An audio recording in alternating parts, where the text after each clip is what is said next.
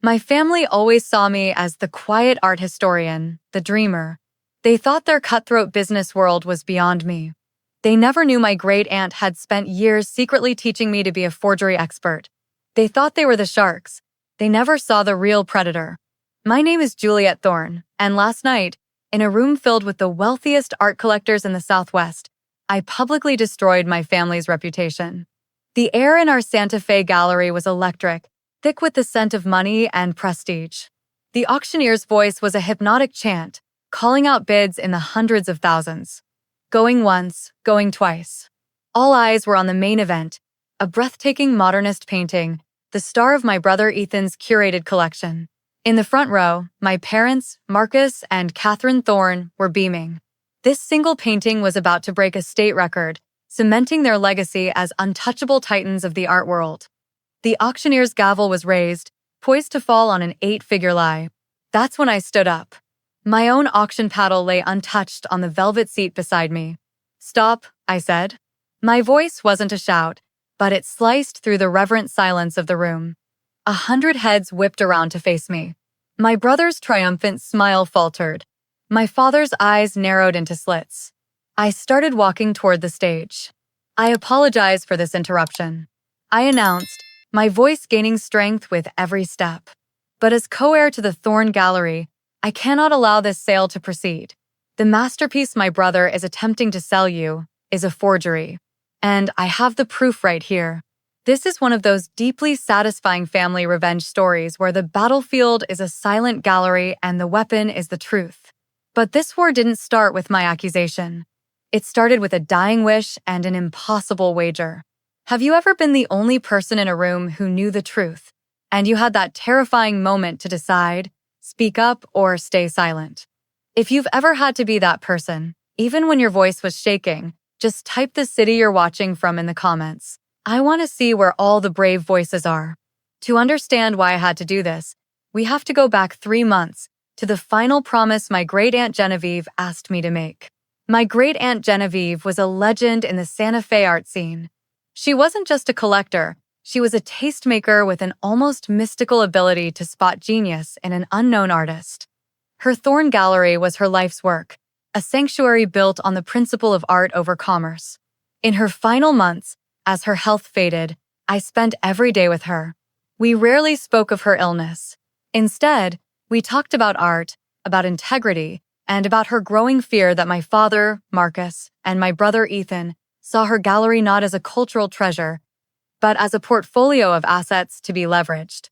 "They have calculators where their hearts should be, Juliet," she told me, her voice thin as paper. "Only you understand the soul of this place." She passed away on a crisp spring morning. A week later, my family and I gathered in her lawyer's stark, modern office for the reading of her will. My parents and Ethan were expecting a simple, clean transfer of assets. They were wrong. The lawyer cleared his throat and read from the final document. "To my grand-niece Juliet and my great-nephew Ethan, I leave not an inheritance, but a challenge. You will each be given an equal budget of $1 million and 6 months to curate a collection for a head-to-head auction. Whichever collection yields a higher net profit will grant its curator the entire remainder of my estate, including sole ownership and control of the Thorne Gallery. The loser will receive a token sum of $50,000. The room was silent for a beat. Then my father erupted. "This is a circus," he yelled. But I saw the smirk on my brother's face. He was the family's business prodigy. I was just the quiet, academic art historian. To them, this wasn't a wager. It was a public coronation for Ethan. We all have that one person whose belief in us feels like a sacred trust. A mentor, a grandparent, a teacher. If you've ever had a guiding light like my great-aunt Genevieve, someone who saw your true potential, just type guide in the comments. Let's honor the people who show us the way. Walking out of that office, I knew Genevieve hadn't set up a game. She had declared a war on my behalf and just handed me my marching orders. The ink on my great-aunt's will was barely dry before my family began to rig the game. They saw the auction not as a fair contest, but as a public formality to confirm what they already believed, that Ethan was the rightful heir and I was a sentimental fool. Their goal wasn't just to win, It was to crush me so completely that I would never again question my place in the family hierarchy. The war began with whispers. My father, Marcus, in his role as the gallery's acting director, worked the phones. He called his vast network of collectors and dealers across the Southwest, framing his sabotage as fatherly concern. Juliet is being a bit emotional after Genevieve's passing. I heard he was telling them. She's in over her head. It would be best for everyone if you held onto your most important pieces for now. We wouldn't want her to make a poor investment. My mother, Catherine, waged her war over lunch at Santa Fe's most exclusive restaurants. She would sigh to the city's wealthiest patrons, expressing her deep worry over my fragile state and my unconventional taste in art. Meanwhile, my brother Ethan engaged in more direct combat. I spent a month tracking down a stunning early work by a famous house painter, a piece that was the perfect emotional anchor for my collection's theme. At the private sale, Ethan swooped in at the last second and outbid me, paying nearly double its market value. He didn't even like the artist's work. He just wanted to ensure I couldn't have it. It was a show of force, a reminder of his financial superiority. Everywhere I turned, I hit a wall that they had built. Every artist I tried to contact had mysteriously just signed an exclusive deal. Every collector I approached was suddenly reconsidering selling. They were systematically cutting off my oxygen supply, trying to suffocate my efforts before I could even begin to build my collection. They thought they were just playing a business game. They didn't realize they were cornering a fighter. Despite their campaign of sabotage, I had managed to pull a miracle. By focusing on overlooked artists and using my academic knowledge rather than just a big checkbook, I had assembled a small but powerful collection. The crown jewel, the piece I had spent over half my budget and all my energy to acquire, was a small, unsigned painting from the 1952nd. I had spent weeks authenticating it as the lost masterpiece of a brilliant female artist who had been written out of art history. Its discovery alone would be a major event. It was my centerpiece, my ace in the hole, the painting that was going to win me the entire wager. The night before the collections were to be officially cataloged for the auction, it vanished. I had seen it myself, safely secured in the Thorne Gallery's state-of-the-art, climate-controlled vault. The next morning, I walked in to find only an empty space on the velvet-lined shelf. The vault door was still locked. The alarm system logs showed no unauthorized entry. The security cameras, however, had mysteriously malfunctioned for a 2-hour window overnight.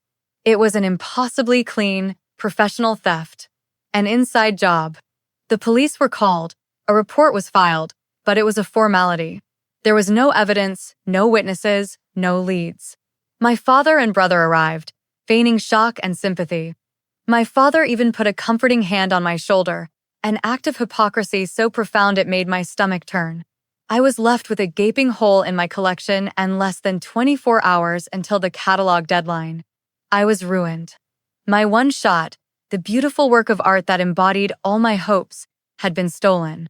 Have you ever poured your entire heart, soul, and every last resource into something, only to have it snatched away from you right at the finish line? If you've ever felt that soul-crushing moment of being cheated out of a victory you earned, just type the word robbed in the comments. Let's see who else has been there. They hadn't just beaten me, they had stolen the very soul of my work. I had never felt more defeated. That night, back in my small Santa Fe casita, surrounded by books on art I could no longer afford to buy, I was ready to surrender. The auction was in 2 days. My collection was gutted. My family had won. Defeated, I poured myself a glass of wine and pulled out the one thing I had left of my great-aunt that felt untainted by all this. A worn leather box filled with the letters she had sent me every month since I'd left for college. I wasn't looking for answers. I just wanted to hear her voice again, to remember the woman who had believed in me when no one else did. I read for hours, her elegant handwriting a familiar comfort. But this time, grief had sharpened my senses. I started noticing things I'd never seen before, a pattern. In letters written years apart, she would use the same oddly specific term when discussing Renaissance-era pigments. In another, she would capitalize a seemingly random word in a sentence about 18th century canvas preparation. It wasn't just the eccentricity of an old woman, it was too precise, too consistent. It was a code. My heart began to pound. I laid dozens of letters out across my living room floor, arranging them by date. The capitalized words, when read in order, formed a fragmented sentence. Behind, the woman who waited always. It was a reference to her favorite painting, a somber portrait by an unknown artist that hung in her private study, which she affectionately called The Woman Who Waited. I frantically dug through the letterbox again, and this time my fingers brushed against something taped to the back of an old photograph of us standing in front of that very painting. It was a small, flat key, a key to a storage unit. My great-aunt hadn't just left me a wager. She had left me a posthumous education, a trail of breadcrumbs meant only for me to find. My family thought the game was over. They had no idea my great-aunt had just dealt me a new hand from beyond the grave. The next morning, armed with a strange key, I drove to an address I found taped to its back. It didn't lead me to a bank or a lawyer's office. It led me to a bleak, industrial part of Santa Fe, a place of dusty warehouses and sun-bleached chain-link fences. This storage facility was a maze of identical, anonymous roll-up doors. Unit 237. I held my breath as the old brass key slid into the lock. With a groan of rusted metal, I heaved the heavy door upwards, expecting to find old furniture and forgotten boxes. It wasn't a storage unit, it was a secret laboratory. The air inside smelled of linseed oil, turpentine, and old paper. One wall was lined with scientific equipment I'd only ever seen in the conservation department of a major museum. An X-ray fluorescence spectrometer for pigment analysis, high-powered microscopes, and a bank of ultraviolet lamps. The other walls were covered, floor to ceiling, with bookshelves. But these weren't the coffee table art books she displayed in her home. The titles were The Chemistry of Forgery, Fakes and Fortunes, and A Forger's Palette. In that moment, the truth hit me with the force of a physical blow. My great-aunt Genevieve, the celebrated patron of the arts, had a secret life. She wasn't just a collector, she was a forgery hunter, a world-class, anonymous expert who operated in the shadows. The room was her real gallery, a library of criminal artists' techniques. And then I saw the filing cabinets, dozens of them. Each drawer was meticulously labeled, not with the names of famous artists, but with the names of the world's most notorious forgers. This was her real legacy. Not just the art, but the knowledge to protect it. She hadn't left me a test of taste. She had left me an arsenal. And I had a sudden, cold certainty about which file I needed to pull first, the one on the artist whose lost masterpiece my brother was about to sell. My hands were shaking as I pulled out the heavy file from the cabinet. The label, in my great-aunt's elegant script, read Armand Valois, the name of the celebrated artist who had supposedly painted my brother's masterpiece. I expected to find dense pages of chemical analysis and microscopic photography. I found that, but I also found something so much worse. I found a documented record of my family's treachery. The file was thick with correspondence. It started with an excited email from my brother Ethan to Genevieve, sent a year ago, bragging about his acquisition of the lost Valois painting. But then came my great-aunt's own methodical, scientific reports. One showed the presence of titanium white pigment that wasn't widely used until a decade after the painting was supposedly created. Another showed the canvas threads were too uniform for a mid-century loom. It was a brilliant, master-level forgery. Then I found the copies of her emails to my father. Marcus. She had written, her tone urgent. The Valois is a fake. It's a brilliant one, but it's a fake. We have a duty to expose the seller and alert the art community. My father's reply was cool and dismissive. Genevieve, you're being paranoid. The provenance is solid. Let's not create a scandal that could damage the gallery's reputation. Tucked in the back of the file was one final, handwritten note from my great-aunt, dated just a week before she died. It was just one sentence. He knows. And I think he intends to sell it. Suddenly, every piece clicked into place. The insane wager in her will. The relentless sabotage of my collection. The theft of my centerpiece. It was all designed to clear the stage, to eliminate any real competition, ensuring their fake would be the star of the show. Have you ever uncovered a lie that was so much bigger and darker than you could have ever imagined? That sickening moment when you realize the betrayal runs deeper than you feared. If you've ever had to face a devastating truth, just type truth in the comments. This wasn't just about winning an inheritance. They were planning a multi-million-dollar art heist in plain sight, using my grandfather's good name as their cover. Standing alone in that secret workshop, surrounded by the ghost of my great-aunt's obsession with the truth, the last pieces of the puzzle slammed into place with horrifying clarity. Her bizarre will, the head-to-head auction, it was never a fair contest of skill. It was a trap. And my brother, with his flashy, fraudulent masterpiece, was the mouse she had intended for it all along. Genevieve knew my brother's character. She knew his ambition was a thin veil for his laziness. She knew he would be drawn to the painting with the biggest name and the highest potential price tag, and that he wouldn't do the real, tedious work of deep authentication. He would rely on the gallery's reputation to carry the lie. The auction was never a test of who could make more money. It was a brilliantly designed stage, a courtroom disguised as a party, created to force a public confrontation over one single, fraudulent object. She was pitting his greed directly against my integrity, knowing I was the only one she had taught to see the difference. And the theft of my beautiful, authentic centerpiece. Suddenly, it made a new, more sinister kind of sense. I had thought it was simply a cruel act to make me lose. But it was far more calculated than that. They needed to remove any real, important art from my collection to ensure that their forgery would be the undisputed star of the auction, the main event that would fetch the highest possible price. They didn't just want to win the wager, they were in the middle of committing a multi-million-dollar art fraud. The theft, the sabotage, the entire wager, it was all just stagecraft for their grand heist. They were using my great-aunt's death as an opportunity to pull off one last, massive score. They saw themselves as the clever predators of the art world, but my great-aunt had been hunting them all along, and she had just handed me the spear. The day of the auction arrived, and the Thorne Gallery was buzzing. The air was thick with the scent of money and nervous energy. Collectors had flown in on private jets from New York and Los Angeles, mingling with the Santa Fe elite. I took my seat in the second row, my hands folded calmly in my lap, my face a carefully constructed mask of serene acceptance.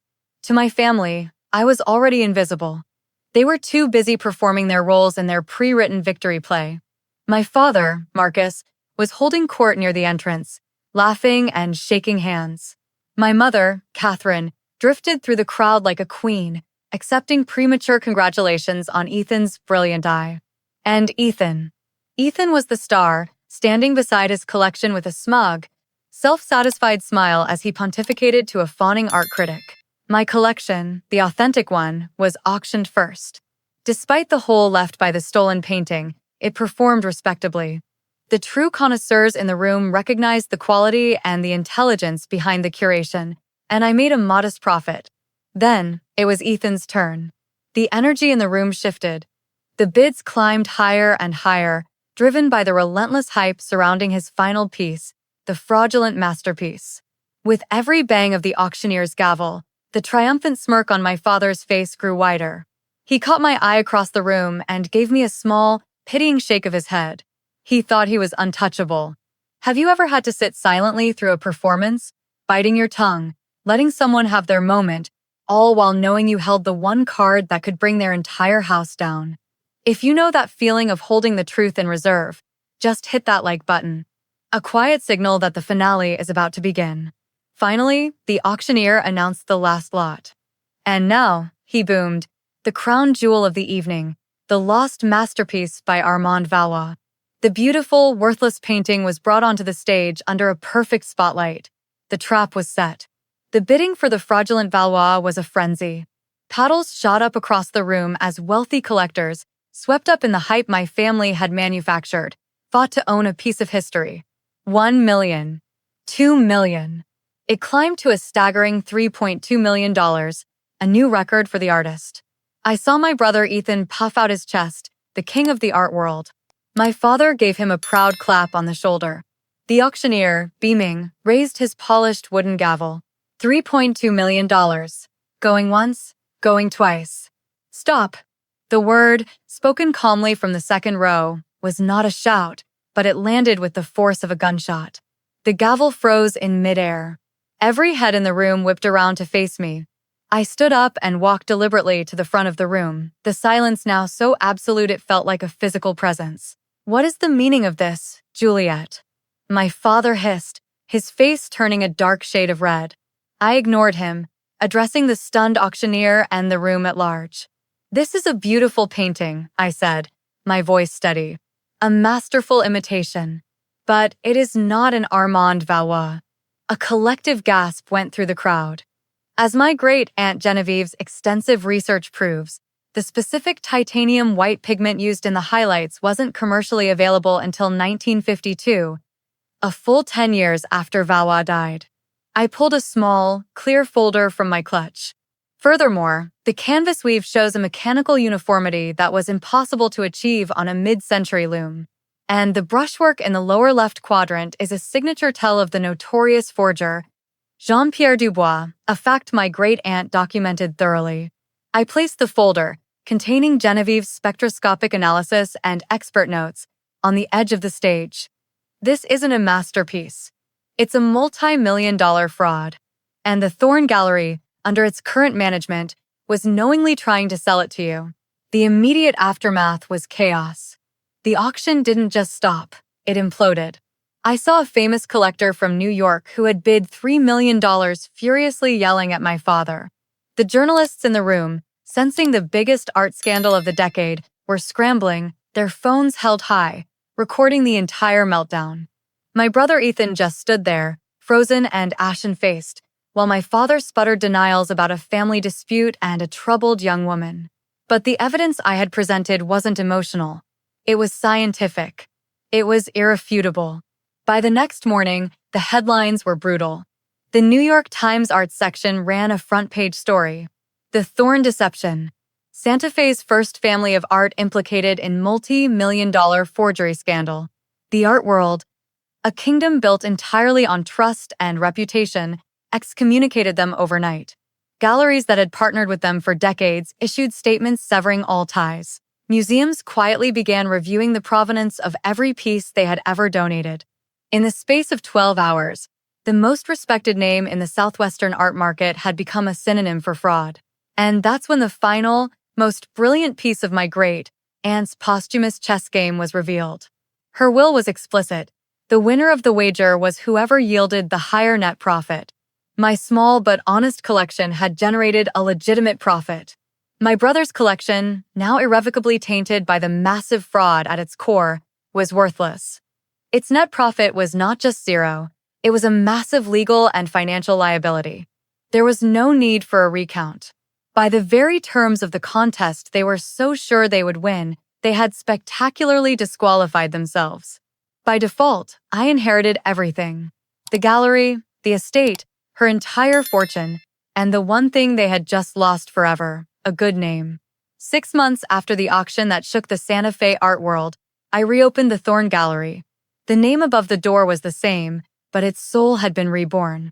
Our first exhibition wasn't filled with big-name, blue-chip art designed to impress investors. It was a show I titled Provenance, featuring the work of brilliant emerging artists whose stories were as compelling as their canvases. We dedicated an entire wall to explaining the science of authentication, a quiet tribute to my great-aunt's secret work. We were making a statement. This was no longer a house of commerce. It was a house of truth. My family, in their greed, had made a classic amateur mistake. They looked at a piece of art and only saw its price tag. They never stopped to assess its true value. My great-aunt Genevieve's final, most important lesson, the one she designed her entire will to teach me, was about the difference between the two. The smartest investment you can ever make, she taught me, is not in stocks, or real estate, or even in paintings. It's in the things that are priceless: knowledge, integrity, and the courage to stand for the truth, especially when a lie is more profitable. My father and brother were left with nothing because their entire portfolio was a forgery. My inheritance, the one that truly matters, is the wisdom to know the difference. This whole insane family revenge story was never really about winning a gallery. It was about choosing authenticity in a world full of fakes. If this story about fighting for what is real and true resonates with you, I hope you'll subscribe and join a community that celebrates substance over style. For my last question, I want you to tell me in the comments, what is the one masterpiece you are protecting in your own life? It could be your integrity, your creativity, your family's peace. Let's fill this space with things that have real value. Thank you for listening. Remember, anyone can buy a painting, but it takes a lifetime to build a legacy of truth.